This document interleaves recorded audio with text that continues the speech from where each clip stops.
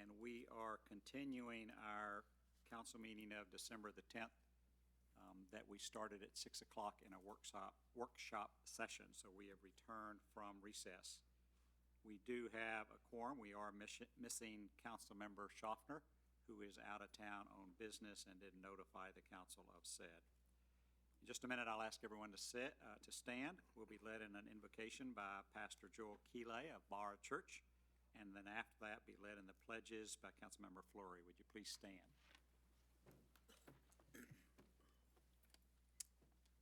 All right, let's pray.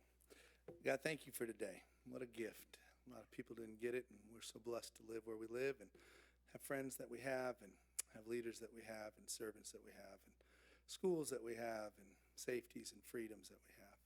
So make us grateful and remind us of our blessings. Let us count them and share them and love people well. And I'm just really appreciative of our town, and you drive through it and it looks different than it did 10 years ago, and then you bump into everybody you know and it feels exactly the same, and just good people. And I pray that we would love each other well and work for unity and compromise and the good of the citizens. I pray you'd bless the meeting tonight, that your will would be done, and as Christmas comes up and the holiday season and everybody coming and going, that safety would be provided and that we would care about the things that matter most. It's through Jesus that I pray. Amen. Remain standing. I pledge allegiance to the flag of the United States of America and to the republic for which it stands, one nation, under God, indivisible, with liberty and justice for all. Honor the Texas flag. I pledge allegiance to thee, Texas, one state under God, one and indivisible. You may be seated.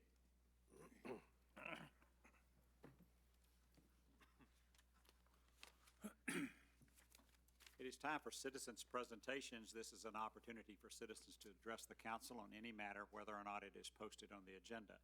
The council is not permitted to take action on or discuss any presentations made to the council at this time concerning an item not listed on the agenda. The council will hear presentations on specific agenda items prior to the council addressing those items. You may speak up to 4 minutes or a time limit determined by the mayor or presiding officer. To speak during this item, you must complete the speaker's form that includes the topics of your statement. Topics of presentation should be limited to matters over which the council has authority. Holly, I don't see that anyone has requested to speak. No, Mayor. Anyone in the audience want to speak at this time? Seeing no one seeking to do so, we will move on to item number 4. Receive Town Manager Norwood's update and provide input regarding the following: upcoming events, marquees, staffing. Thank you, Mayor. An item that I've gotten several, calls and interest on, and I know you've probably had quite a bit more than I have, are the digital marquees. We finally now have word that they're going to start the replacing of all 3 of them, and they're going to do that concurrently. They will start that next week, and they're saying about a 4-week process, but again, just like anything, it's weather dependent. So I would say mid to late January, all 3 should be up and operational, and during this 4 to 6 weeks, they will be off. So don't look for them. So they'll be doing their work. We're going to make sure that we stay on them as best we can, because I know those are very popular. This Saturday, Wreaths Across America out at our cemetery. There'll be about 75 veterans that will receive a wreath placed at their side. We're working with our police and fire departments who are also helping coordinate this. So that is at 11 o'clock this Saturday. So if you can make it, that would be great. Staffing, we are in the process of getting ready to interview tomorrow and Thursday finance manager position. This is one that's been vacant for some time. Very critical. We had 4 that we were going to interview. One did withdraw, not certain as to why, but we do have 3 really strong candidates. So hopefully we can get something done within the week and have somebody on board mid-January, which getting pretty soon after that we start the budget process. So very important that we get somebody on board. also, next week, there'll be two public meetings, one for 114, which will be Tuesday the 17th, and there will also be one December 19th, 2 days later, for 170. So we will have staff at those meetings. This is more of a come-and-go format.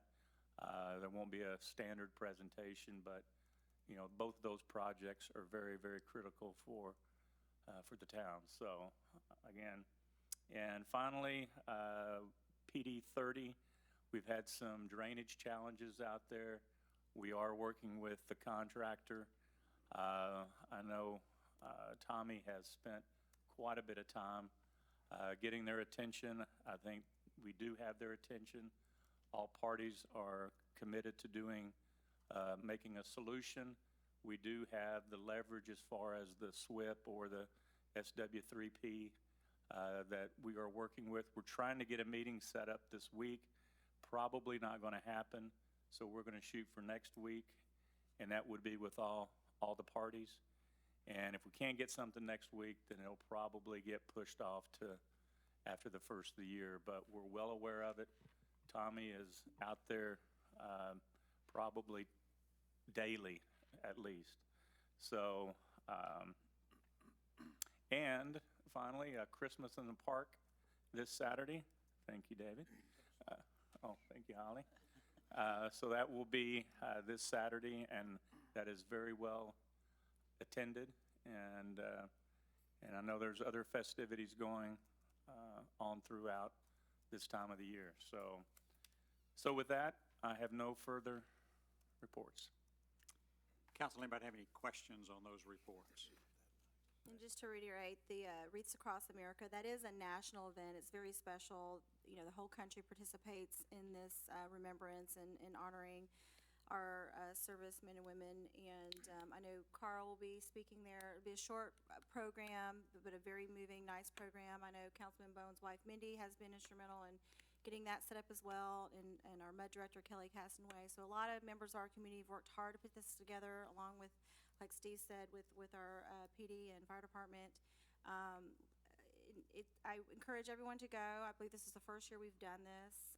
Some of the proceeds will go to our local organization, Gallant Few, again, another community-based organization. So if you can make it out there Saturday, it'll be a very nice. And if you haven't been to the Medland Cemetery, it's also you should go. I mean, it's part of our history, just walking the graves and placing flags. Yesterday, you just see grave sites there that have been there since the 1800s, and grave sites even longer that aren't even marked because they're covered in moss. So it really is a special place to visit right here in our own community. So I hope to see you guys out there on Saturday at 11. Steve, did you say what time Christmas in the Park starts? No. It's at 6:30. 6:30. All right. Just want to make sure we get that out there. And, of course, the highlight of the evening will be me reading The Night Before Christmas. Is that right? Are you dressing up? That's correct. I am not dressing up. You should. You would make a great Santa Claus. But really, the highlight is the youth choirs. That's really the highlight. But anyway, if you want to come hear me read, you can do so. And I'll project, Eric. So that I know you will. Little joke. Eric was kidding me. And All how right. many? What year is it? How long have you been doing this? Every year, right? Every year. Wow. Good for you.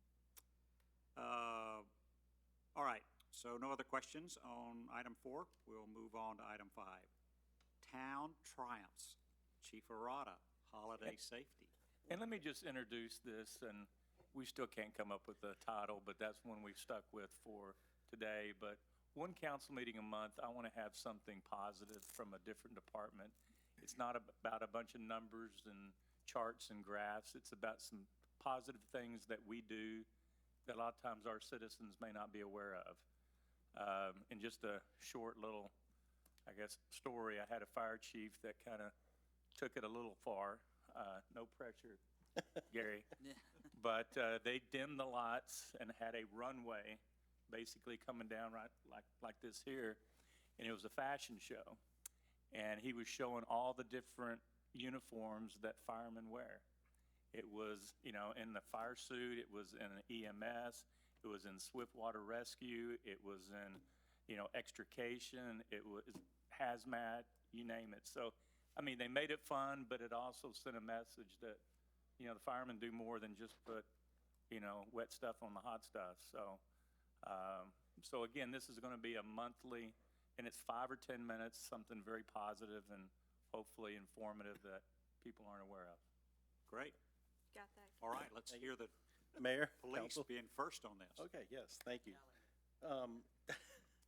Well, we're going to talk about this time of year. This time of year is one of the most active times of year that we have in the community. People are shopping online, and basically we do everything online today. So we get packages delivered it all day and all night in town.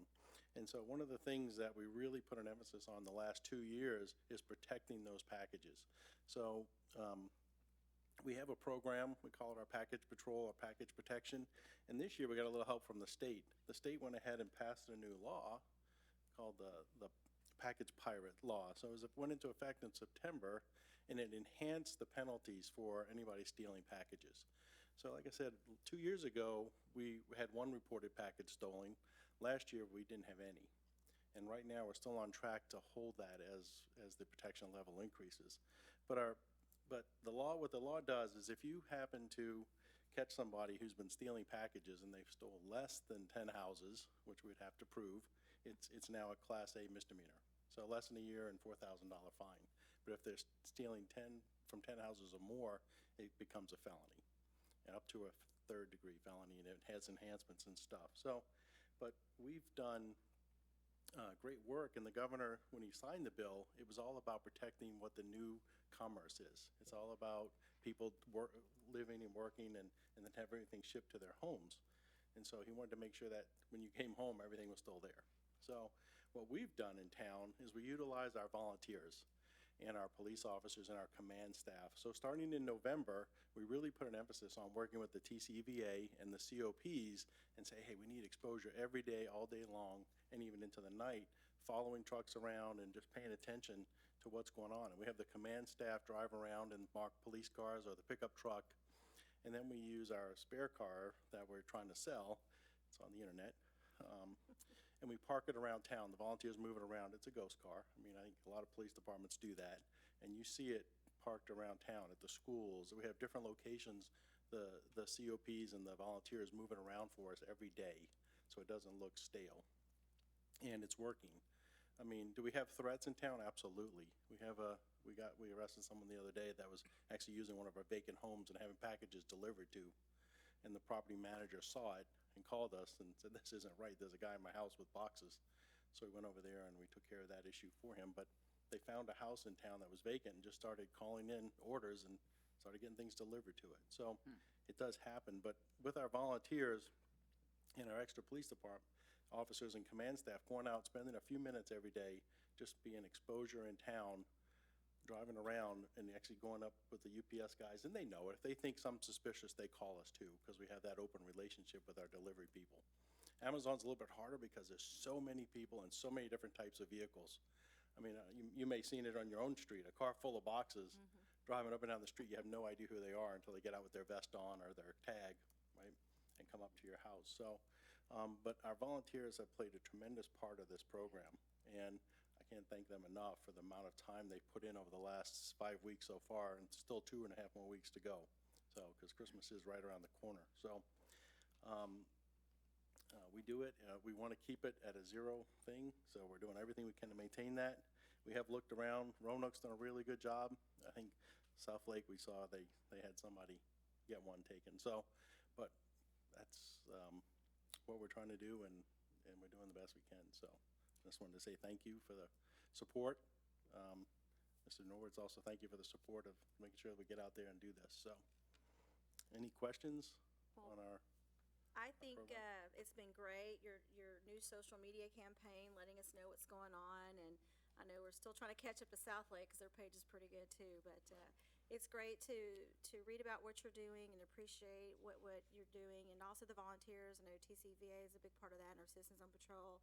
So, absolutely thanks to our volunteers, thanks to you guys. I think our town really is enjoying reading the information, hearing about what's going on, just for awareness. I think you've done a great job with that in the last couple of months, Thank you. so thank you for. And you'll see some of this out. We're now working with our community in 7-Eleven. They have an Amazon delivery center. So we've put that out once. We're going to put that out again, and then some more tricks. I mean, I know a lot of people have cameras on their houses and that stuff, and then a hide box is one of the latest things people are putting out in front of their houses. And the also the package is space put in. out front of Town Hall for your Facebook exchanges and Yes. things like that, the safe space to exchange, so you don't have to do it at your home. That's a good point. Yeah, actually, a lot of people do use that for internet exchanges right here in front of our building. The far two slots on the east side of the parking lot. We have a green sign up with the green paint. That's our safety zone. It's watched by one of our external cameras. So, thank you for bringing that up. That's good. Thank you, Chief. Anybody else have a question or comment? All right. Chief? Yes, So, thanks, yes, I appreciate everything you had to say. I do have a question, though. Uh-huh. When it comes to the drop-offs that we have, like, obviously out front and then at 7-Eleven, Mhm. do we have, like, something on our website that shows a map around town where people can kind of have these safe package drop-offs or safe exchange spaces? Do we have that? Just- We've done the safe exchange here at our building, but we Right. can add that to that. Yes. Yeah. Yep, Just to say, absolutely. just put a little star or something on the map? It's just Thanks. it's just the one spot It's here at just- Town Hall. But the Amazon drop-off, that's an Amazon thing at That's 7-Eleven. At 7-Eleven. 7-Eleven. And that's something Amazon has Yeah. as an option on their site. Yeah. And they're starting to come up with more. Yeah. They're working with other And I know our businesses safe around. spot is on our website, but that might be a great idea to But- add the Amazon. Yeah, because I was people saying, don't I know. was gonna say, what if we add that, can we, or do we have any problems adding there? Is that considered advocating for another private entity, or what's the lines there? We'll look into that. Oh, fair enough. Yep. Thank you. All right, thank you, Chief. Thanks. Thank you. All right, item number 6, receive town council liaison update, discussion of same. Economic Development Corporation 4B, and Councilmember Bone is the liaison, and then we have the Charter Review Commission. Councilmember Schaffner is absent, and we'll have a report from our town attorney on that. All right, Sean, do you have any comments? I was not able to attend the meeting, but I did get some notes, so I'll just go through those. The EDC met last Thursday, December 5th, approved their board president, the VP, and treasurer. They also voted to approve the valet parking agreement with HG Supply. One note on that is that all parties have a 90-day out, so if something changes in the future and we need to revise that, we can. We just have to give a 90-day notice. Last thing was they voted on their amendment to their fiscal year 2018-19 budget, which was the early payoff they had agreed on earlier in the year to pay off the incentive with Old Town Development. That's all I got. Any questions, anybody? All right, hearing none? Yes, Charter Review Commission met last night. Again, I think they've probably met 2 or 3 times since your last council meeting. We've been through the entire charter once and narrowed down issues they want to look at. Now we're going back through again, saying definitely we want to talk about this and maybe get this into ballot language or present it to council for their opinion, and weeding it out one step farther. So we're through Article 3 on the second time through. thank you. Anybody have any questions on that? All right, hearing none, we will then move on to the consent agenda. All matters listed on the consent agenda are considered to be routine by the town council and will be enacted by one motion. There will not be a separate discussion of these items. If discussion is desired, that item will be removed from the consent agenda and will be considered separately. We have items 7 to 13. Anybody wish to remove any of those items? Make a motion to approve the consent agenda items. Second. Motion by Councilmember Bone to approve, seconded by Fleury. All in favor, show your hands. It is unanimous. We're down to item 14. We're dealing with opening a public hearing at 7:19, and we'll introduce Town Planner Payne for some comments as we enter this public hearing in reference to SUP 19003, Anamia's Tex-Mex alcohol permit. Yes, good Yes. evening, Mayor and Council. The purpose of this item is to consider a request for a specific use permit to allow alcoholic beverages at Anamia's Tex-Mex. The strategic link for this item is infrastructure and development to foster a business-friendly environment. The applicant proposes to sell beer, wine, and liquor for on-premises consumption in conjunction with Anamia's Tex-Mex restaurant use. The PD 30 development standards do not regulate alcohol sales beyond town and state laws. Anime is in compliance with the 300-foot separation requirements from schools, churches, and public hospitals, as the closest of this group is Fellowship United Methodist Church at 650 feet away. Parking needs have been addressed by the required on-site parking spaces, and the chief of police has reviewed this application and has no objections. Public notice was distributed, and to date, one adjacent property owner has extended his support. P&Z considered this item on December 5th and unanimously recommended approval. And staff recommends approval as well and is available for questions. All right. Anyone, I don't see, Holly, anyone seeking to speak? No, Mayor. And anyone in the audience wish to speak during this public hearing? Seeing no one seeking the floor, it is 7:20, and we will close the public hearing. And move on to item 14B, which is consider to take appropriate action regarding a request made by Anamia's Tex-Mex for a specific use permit for alcohol beverage sales for on-premises consumption in conjunction with a restaurant use generally located in the southeast of Trophy Club Drive and approximately 560 feet north of State Highway 114. This is SUP 19-03, ordinance 2019-28. At this point, Lisa, were you going to say anything else? I didn't think so, but. No, sir. All right. So at this time, I would entertain a motion to approve ordinance 2019-28. Motion to approve as presented? Second. Motion is made by Mayor Pro Tem Jensen, seconded by Councilmember Fleury. Any discussion about this item? I just had a question. When are they gonna open? At this point, I don't believe they have submitted for permit internally, have they? So at this point, I don't know that the building has been turned over to them to do that. That's all. All right, any other questions? All right, all those in favor, show your hands. All opposed, same sign. It is unanimous. Item 15, consider and take appropriate action regarding an amendment with an agreement with HG Supply Trophy Club for the utilization of property for additional parking and authorizing the mayor, his designee, to execute all necessary documents. There's a staff report and an agreement, and you've already heard that EDC, who owns part of that land, has already approved the agreement. We did provide a copy of the agreement to HG, but have they made any comments at this point? No, sir. All right. And so I believe at all the other HG locations, they operate valet parking. And so they plan to do so here in Trophy Club, and they were trying to use part of the land that's relatively close to offer that as a service. And so at this time, Steve, are you going to make any comments about the agreement?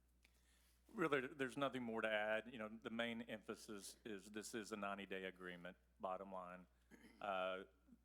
One other thing is HG Supply will be making some changes as far as, I guess, directional sign on their concrete pavement as you're exiting, because there has been some confusion, people wanting to turn left when they're exiting, and just, again, making it very, very clear that you can only go right. So they will do that. There's not going to be any cars left over overnight. They're required to have those gone 1 hour after they close. So again, we're excited about it. If they need that additional parking, then that's good for the city, the town as well. So just recommend approve. So a couple of notes on that. One of the other things that's in part of that agreement is HG's use of part of the land that is at the eastern border of the parking lot towards their west area that would be used for golf cart parking. And there's a requirement in the agreement to what kind of surface they lay down, and that was also a request of theirs. And I have asked staff to meet with the Breadwinners Management. We have no written agreement with Breadwinners on the use of the gravel parking lot that they've been using for some time. And so if we're going to have an agreement that allows us some use of lots, then it makes sense that we meet with Brenners and specify where their area is. So the proposed layout for HG is the western portion of the gravel parking lot, and the eastern portion would be breadwinners for overflow parking. Any question? I do have Eric Jensen who wants to speak. Motion to approve HG Supply Parking Agreement as presented. Second. Motion made by Mayor Pro Tem Jensen, seconded by Fleury. Any other discussion? Hearing none, call for the vote. All those in favor, show your hands. All opposed, same sign. It is unanimous. I would like to compliment our town attorney for working on that agreement, taking some guidelines and trying to make it simple and understanding, and meeting with HG and staff and to try to make it a good agreement. So I found it being a very good document. Item 16, receive an update and provide direction regarding the drainage master plan update and Skyline Creek Channel feasibility study.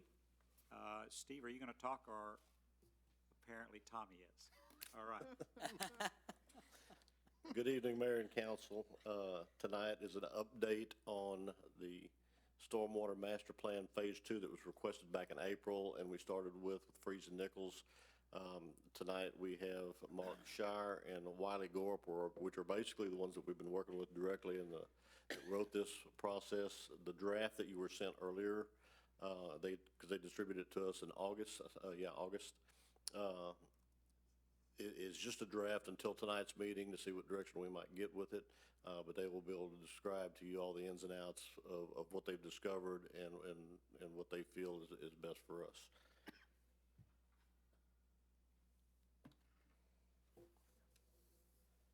Thank you, Tommy. My name is Mark Shire. I work with Freeze and Nichols. I was the project manager. Wiley, she was the brains behind it all, so she's here to make sure everything I tell you is correct. All right, so we were asked to come and look at Skyline Creek, specifically to recommend improvements, mainly to maybe help with erosion and to reduce the floodplain in this area. We were tasked in 2012 to do your master planning, and so we had access to many of the hydrologic models, which we updated for this model right here on all the improvements that you've done on this. We then took those models and we did specific cross-sectional cuts to this area with better data. So we were able to kind of dial in what was happening in this specific area. Again, we were mainly looking at the floodplain risk, which is the 100-year storm event. So this is just kind of a few pictures showing you kind of the existing conditions. And what I want you to see in these pictures is that that's the culvert right there at Indian Creek. So you have a lot of debris accumulation in front of it, and that's the front side of it, and you also have it on the other side of it.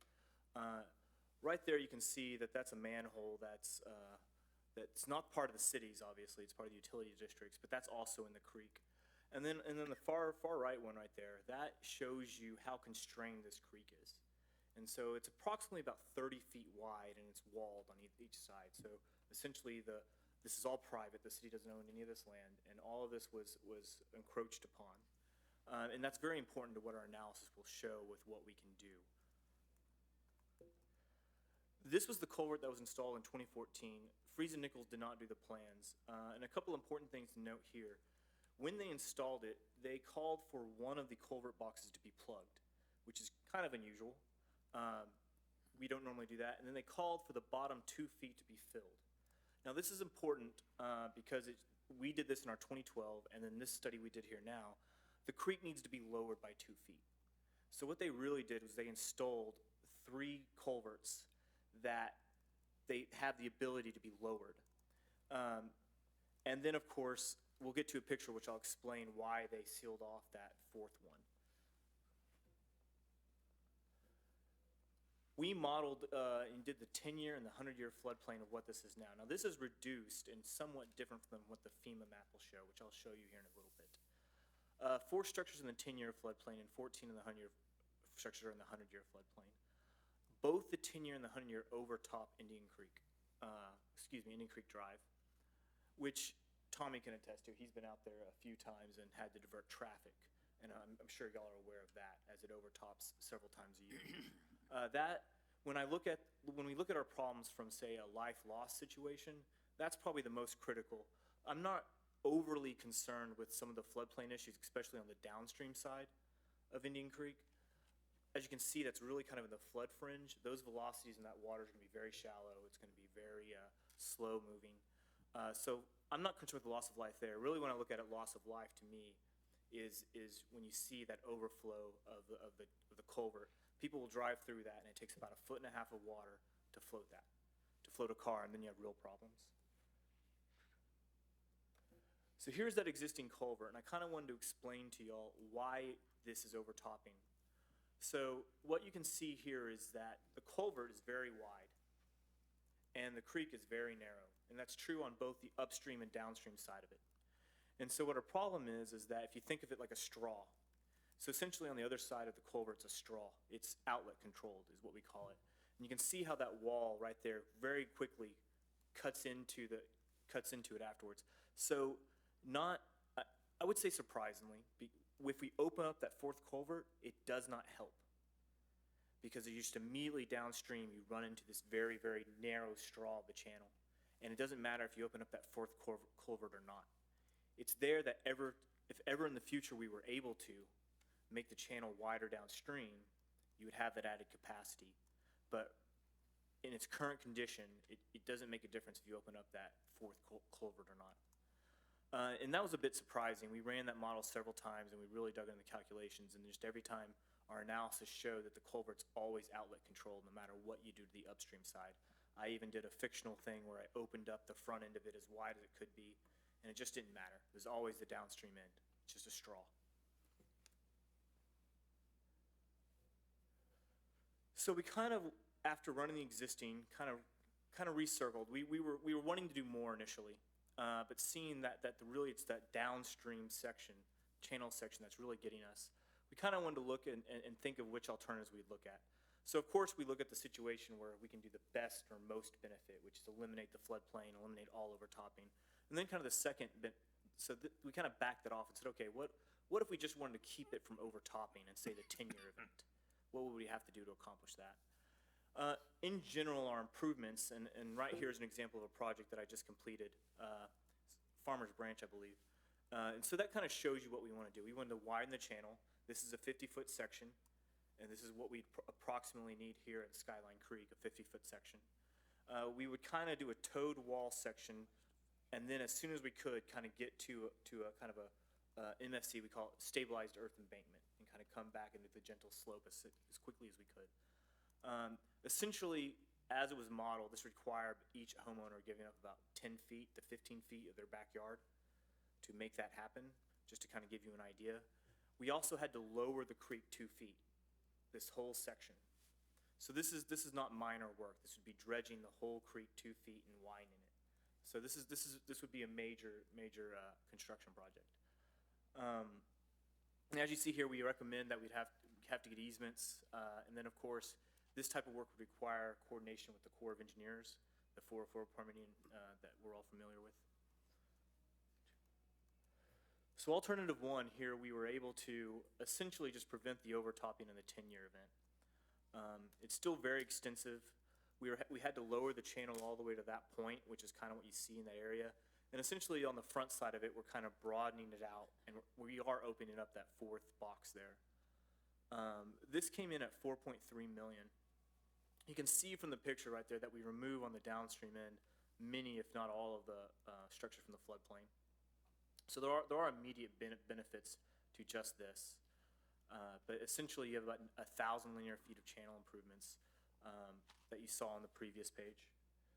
And then alternative two is if we extend those channel improvements the whole length, and then we went ahead and replaced at T.W. King Road that culvert there. And at that point, for the 100-year, everything would probably Noah's Ark. You have the floodplain constrained to the channel and no overtopping of the roadways, and that came in at $5.9 million. And so this came kind of back full circle. Discussions with city staff, I think the price tag, the cost of the construction was pretty limiting. And so we kind of talked about what could you do if you weren't going to go in and do this extensive construction projects. And it's actually kind of pretty simple. As you can see here on this page, that is what the FEMA floodplain is. It does not accurately represent what is currently out there. And just to kind of give you an idea of what we modeled, that's the existing conditions right now. So there are houses in the floodplain that are not in the floodplain, not in the real floodplain, I should say. So something you could do short-term benefit would be to do a clomer to update this map to better represent what the floodplain really is, and some houses would come out. And then just something that's really cost-effective to help prevent specifically the overtopping, just maintenance. Oh, excuse me. And there's we've been talking with Tommy about this off and on, and so he sent a city crew out there, what was it, last week, and they started clearing out. So that's on what the downstream side. So it gets through that culvert, and that necking down slows down and kind of jams, and everything falls out of it. It had a big mound of dirt just sitting there. And you can see right there that they're clearing it out. And then the ability of the city to get in there and even clear out all the vegetation and that other stuff that grows would help this function better regularly. It's not going to help for the 100-year storm, but for the smaller storm events, you would see definite improvements, especially when you call it the overtopping. Getting there and not letting that build up. I mean, you can see right there that you just don't have a whole lot of conveyance through that culvert. And that kind of ends my short presentation. Sorry, I'm kind of coming in and out here on the mic. That ends my short presentation. Do y'all have any questions for me? So I do, a couple. Yes, sir. So the picture on my left, your right there, which I think is represented on page 102 of our packet, just looks slightly different in the picture. Did I understand correctly that we basically have cleaned that out now?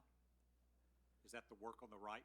Yes, sir, that is correct. It's streets and facilities out there to clean both sides, the upstream and the downstream. So is that essentially a before and after? Left and right? A before and during, correct? Yeah, where you see staff is during, and on the other side is what it looked like, but that was more of the spring when everything was still green. Obviously, they were, a couple of months apart from each other, but they totally cleaned everything out there. There's actually, I've got, I don't have them here tonight, obviously, but I've got some photos of the completed project on the up and downstream, and they did a real good job out there. So then the other question is, in that, did we keep track of our hours, and are we going to charge the storm drainage utility fund for that work?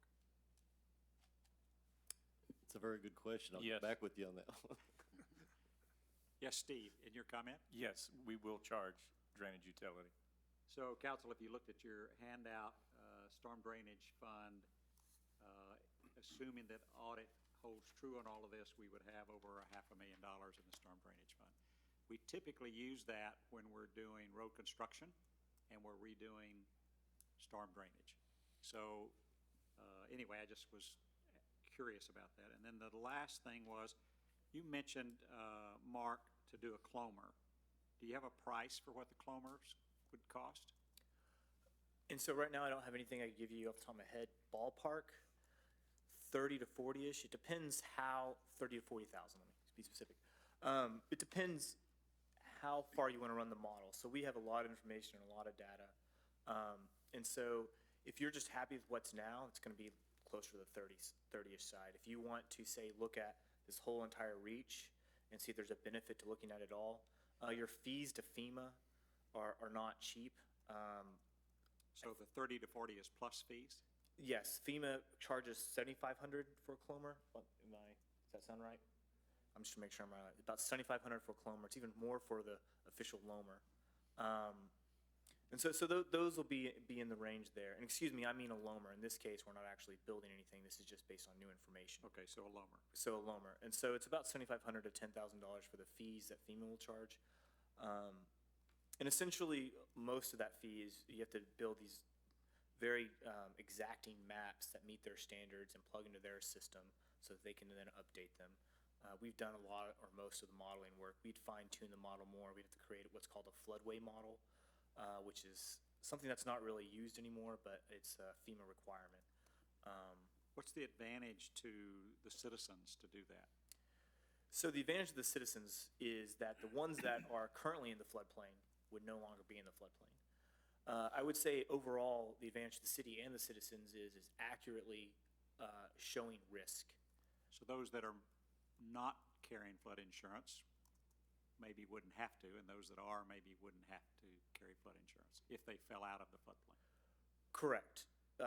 And this is kind of where it gets interesting, and Tommy and I had this conversation. So if you have a mortgage, it's really what your lender requires, if you have to carry flood insurance or not. So your house can be out, but your lender can say, we want you to have it anyway. And that has nothing to do with FEMA or anything else. That's entirely on the lender. But if you were debating with your lender and you showed that you were not in the floodplain, you might be able to do something, but it's still their choice. Correct. Yes, sir. All right. All right. Anybody have any other questions on this item? All right. Thank you, Mark, very much. Thank you, Mayor. So from where we are at this point, our decision is, do you want to try to go any further? You saw 2 bids. You have the potential of maybe doing a LOMR or something that might cost you some money and what the value may or may not be. And of course, you could do nothing and wait and see some more study or discuss it more. So Eric, you will floor. At this point, staff recommends continuing maintenance and to do nothing else. Is that correct? Correct. I would say that's what we do until staff comes back to council and wishes to do more. Let's continue with what they want. All right. Does anybody else want to make a comment as to what they would like to see happen? We're not required to do a motion here. We're providing direction, and town manager can understand that direction based on your comments. How long had that been building up there before we did that clean out? I don't have that answer. I don't know. Okay. So we don't really know what the difference is gonna be now that that's all cleared out. It may alleviate a lot of the, I really don't, because I wasn't involved with the original one when they came down from Fresh Meadow and the work that they did up to that drain. I but do it know looked that quite substantial. That was a lot of gunk. yeah, there was, and they did do some cleaning out, because when they added those storm drain tunnels through there, that's when they did the Gabions baskets. I don't know if y'all noticed the chain link fence with the rock in it. Those are retaining walls in a sense that are retaining everything right at the inlet and the outlet, or the upstream and downstream locations near the bridge. So all that was cleared out to put those culverts in. So just to agree with what Eric said, let that maintenance go for a while, see how that goes. And I agree with that. All right. Anyone else wish to make a comment? All right, Steve, it looks like to me that staff suggestion is what is supported in this particular case. Thanks to Freeze Nichols for doing the work for us and updating this and coming out tonight to explain things. Thank you. If there's no reason to talk about this anymore, I'm going to move on to item 17. Item 17, discussion of items for future agenda to include agenda items for consideration on the January 14th, 2020 council agenda and items from the town council future agenda items list. Item 17A, item number 4 from the future agenda items list, discussion to take appropriate action regarding drainage issues in the town. From my interpretation, did you want to say something, Tommy? Maybe not, but. Maybe I don't want to say anything. Do you say something? No, go ahead. Okay. This item number 4 on our future agenda list was to address updating the drainage plan, and that has been done. No, we're referring to the drainage plan that was provided with the complaints that we came through. Yes. This is just a basic map that I wanted to show out there in regard to this issue, where it shows all the waterways and things where you normally would think this type of map would carry its weight. This is the actual map that was created and brought in originally to identify where the complaints came in, not necessarily from areas that carry water or waters of the U.S. or streams or ponds that are existing. And what we did, we changed it to identify anything that's in green are the resolved issues from that original meeting, and those that are in yellow are still outstanding. Some of the ones in yellow can't be fixed, and they'll remain in that center. The biggest item that was carried through was there at Asheville Lane, where we had the numerous videos that identified the water coming over the retaining walls off of the golf course. And the only thing that could be done back there has been, and that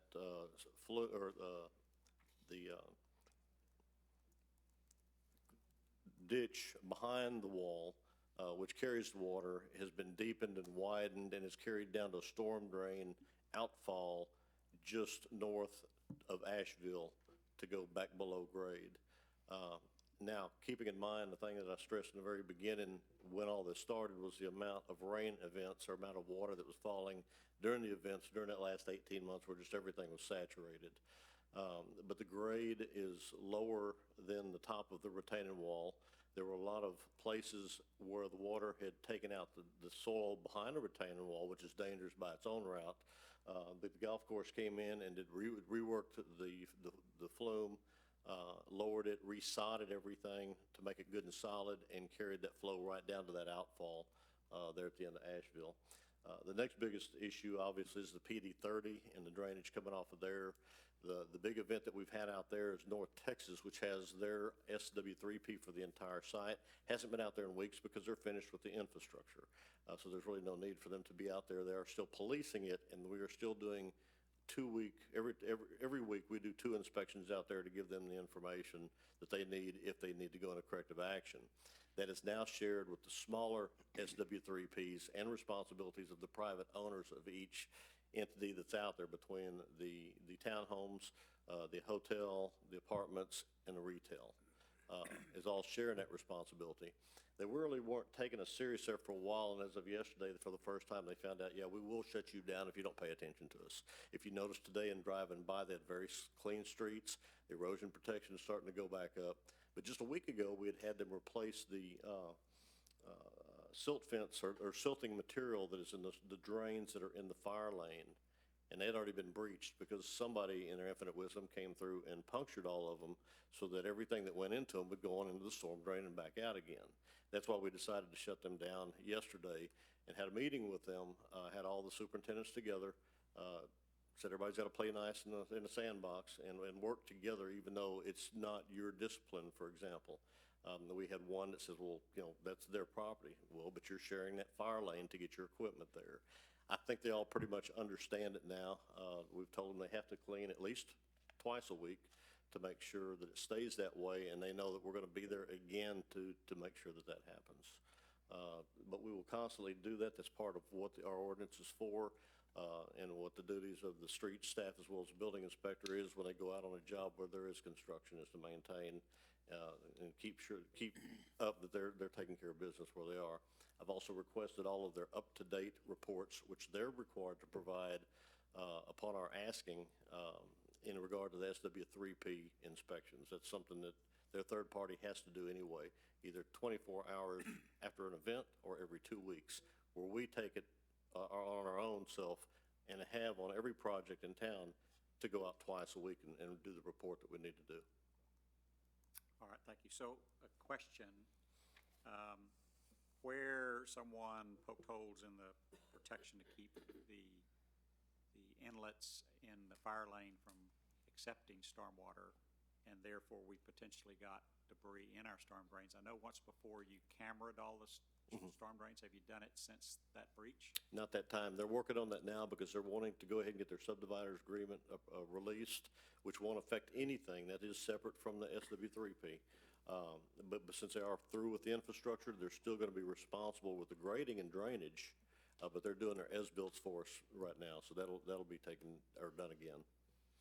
All right, and so the next question for me is the issues of damage to downstream property. And I think you said you were trying to put together a meeting of all interested parties to address some of those. Yes, sir. We called the first time last Friday. I've reached out to them again Monday, and I'm not getting any response right now. And you did put in writing to them a notice, or Steve did, about receiving the next permits to do work on things. They gotta solve that problem, or what? Well, what I had done is sent out an email to them to let them know until everything was taken care of, there would be no COs or occupancy of any of the properties out there. Okay. All right, anybody have any questions about this? All right, thank you very much, Tommy. I think my interpretation of 17A is that it dealt with item number 4 on our future agenda list. Now, that item was placed on there by Schaffner. Reading what it says, I think it satisfies. So I would say remove item number 4 from the future agenda list. But Holly, before you do so, would you email Schaffner and just see if he has any objection to that? Yes, sir. Does anybody have any problem with proceeding that way? All right.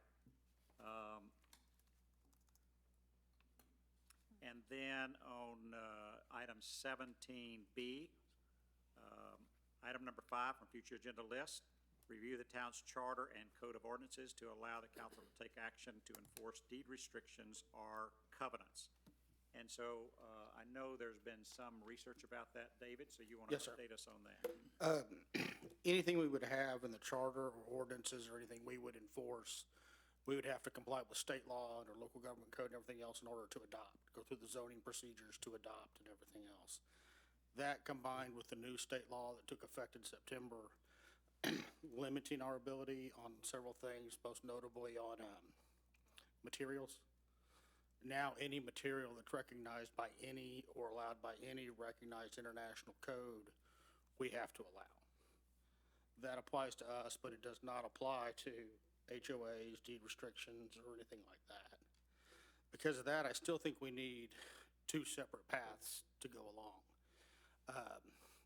As we've had in the most recent case where we've had the town come through and it may meet all town ordinances, but you have deed restrictions that someone else can enforce and everything else. Just because we approve it, it does not affect that.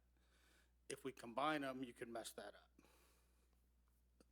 Another option, I just don't know that it's logical or logistically feasible to go through every deed restriction in town. We're not parties to them, so that's why we can't enforce them, among other zoning and constitutional issues, and adopt them into the ordinance.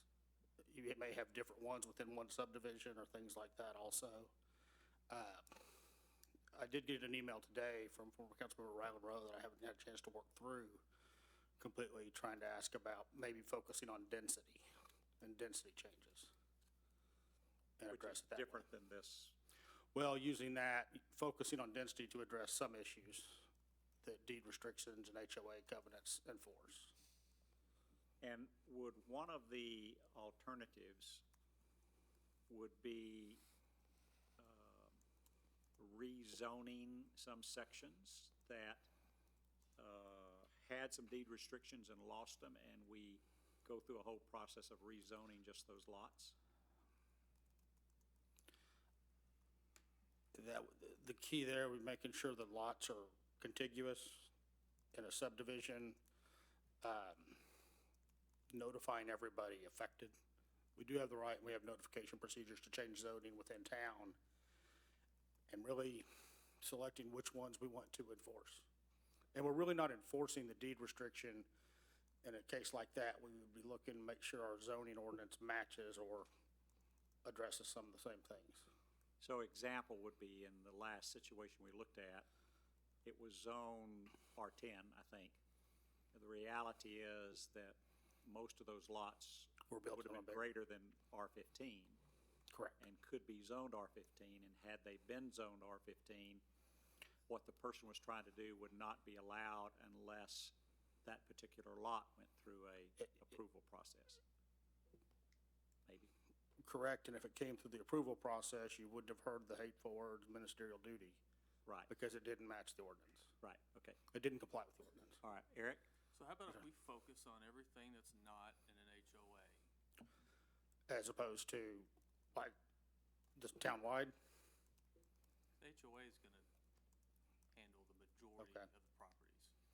So Then our which- issue with that particular property was not in an HOA. Let's research those zonings and those deed restrictions. It may not be, maybe very simple. As long as we get the actual deed restrictions, we can research it and All we gotta do Go is through. start. on the non-HOA areas. Yes, sir. So Eric suggests, non-HOA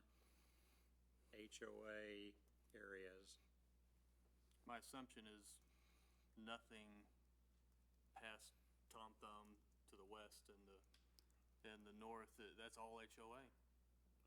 You got the lakes and highlands and everything else, it's all that's HOA. Okay. So, I mean, you just start moving east, On the older, yeah.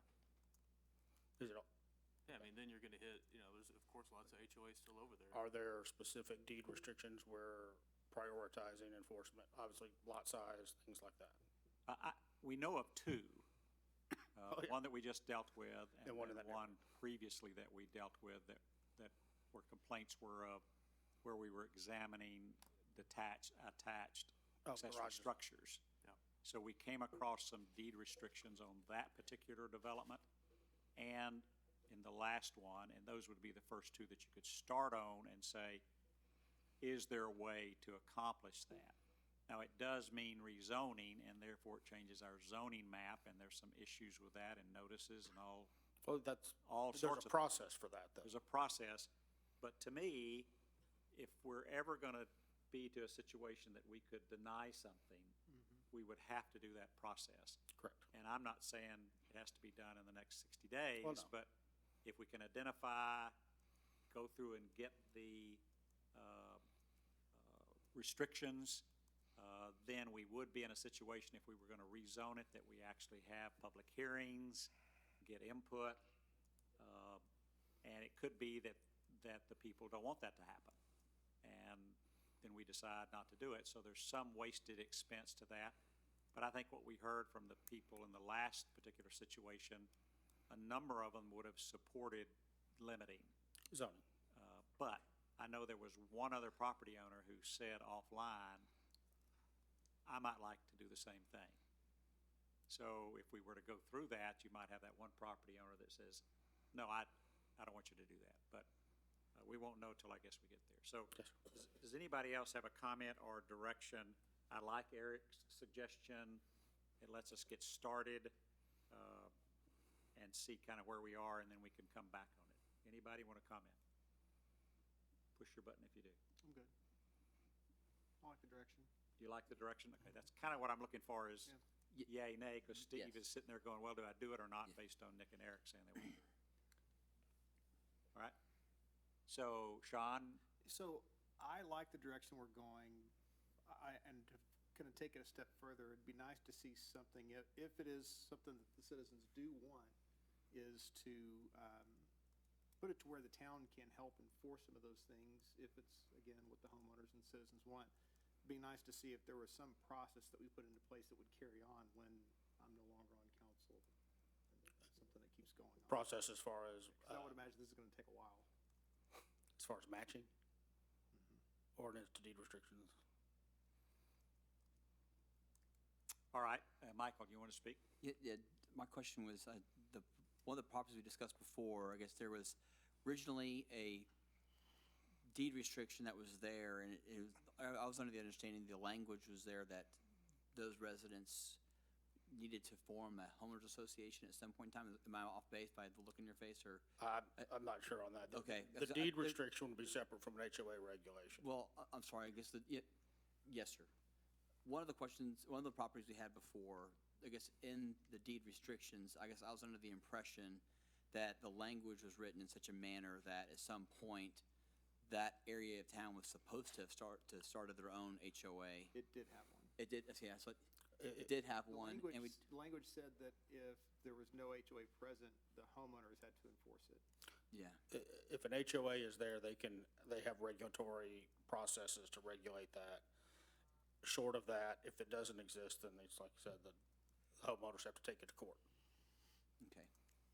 I guess just for clarification, would that be something that if you're looking at this stuff, would you look at that to say, well, the original deed restriction said this, and so y'all would need to enforce that, or is that still gonna be something that we're taking on as a town to continue to move forward with? When the town gets involved in an HOA, it's usually, if there's a common area, and the incentive for the town to enforce, try to get them in the ordinance to form an HOA is so they're maintaining that common area, not town. So it's something we could point out to them. I don't know that we could force them to Yeah, I just. depends on the ordinance. I guess we will get into it, and Yeah. just keep us posted if you can. Yes, sir. On what things come up out of that, because I get the impression, again, there's several different deed restrictions that are out there based on when the homes were built and all that kind of stuff as far And as sold and. it's sold and, Yes, sir. yes, yep, yeah, I think, I'm sure like to your, what you're getting at is, both of y'all is that, for lack of a better term, how much of a Pandora's box are we opening up? But I'm just curious as far as all the different deed restrictions that are out there. I don't know. Your name's on it, you opened this up. Well, That's I not did- Pandora, that says Jurassic. Well, I'm talking about That's Italian for Pandora. I'm, I'm talking about just the existing language that's out there. Are we gonna run into any problems? I don't know until I see it. Yes. Okay. You will, you'll see some things that are different, but. What, All right, Sean, you have the floor. what the idea is that we would go in and look at each section. This section that we're discussing that was Palmetto Court, there was something like 52 houses in that section of Trophy Club. And what the idea is, you go in and you match town ordinance with what that deed restriction Okay. is. That way, we're not crossing lines of, Microphone, please. we're not crossing lines with state law, we're not overstepping, we're just matching what that HOA or the deed restriction had. I'm on the same page with you now. All right. So, thank you, David. Yes, sir. I think, Holly, item number 5 is what we were dealing with. I think you could remove item number 5. I would say we add a new item that says, council request a report, an update on this particular topic of deed restrictions and rezoning aspects in town, an update within 90 days. So that would put it on our future agenda list. That would make us come back to it. It could be that we haven't done anything, or it could be that we've looked at Palmetto Court. Does that make sense? Yep. So what we're saying is, Steve, we're asking you and our staff and our town attorney to look at this particular case. First is the Palmetto Court, see if there's a way to accomplish this with some zoning aspect, and report back to us within 90 days. If you need more 90 days, then this is gonna pop back up on our agenda in 90 days. If you need more time, say so now, but I'm just, I was thinking of. does that make sense? Anybody object to adding that so we don't forget it? Would that be 2020? I'm just kidding.